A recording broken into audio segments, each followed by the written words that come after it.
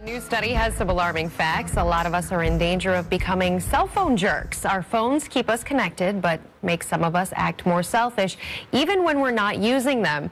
I think this is really sad. Some people actually think that Siri, Apple's automated voice, is a better friend than their real friends. And joining us now is Thomas Farley, who writes about antisocial behavior on his website, What Matters Most. And he's currently writing a book about the tricky matter of tech etiquette. And good morning, Thomas. And I guess we ought to do this. Before we begin this, everybody put your phone in the center of the table. Becky's got two of them, Thomas. My goodness gracious. Actually, I have more at home. Is that right? Oh, look at it. She gets it up. So help us understand about this behavior. Why is it rude that we're so tied to this? Well, you know, I think cell phones take a lot of the blame, certainly. But tech in general has made all of us so detached from fellow human beings, which is sad because when you think about it, the idea is we're using phones to connect, to reach out to friends, and yet they're actually making us more distant. So we're kind of building these virtual relationships. Even when we're not using them?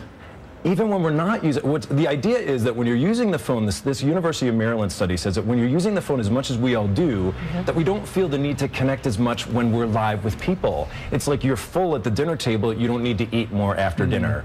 So again, something that's supposed to be a communications device is actually detaching us from real communications. That's an interesting point. I thought it was fascinating that people consider Siri a better friend than their real friends, and the whole reliance on the social media to actually have a friendship and have a relationship can't be good for society going forward. There's this kind of delusional effect, I think, that can settle in where you really feel, well, gosh, I've got all these wonderful friends and I've got 5,000 friends on Facebook. Isn't this great?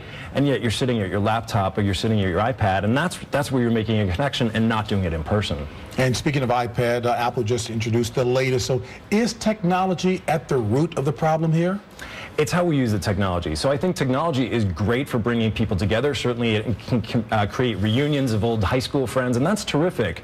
But you want to make that extra effort to reconnect live and not just virtually. So I recommend using the technology for that and then doing this cell phone stack, really kind of getting outside, having a nice lunch with old friends. Don't spend that whole lunch with the old friends making digital plans with other friends. Be present when you're there. Yeah, we're not just pointing the finger at technology here. In fact, we're not pointing the finger at technology. It's how we're using it and how we're choosing to not use it at times.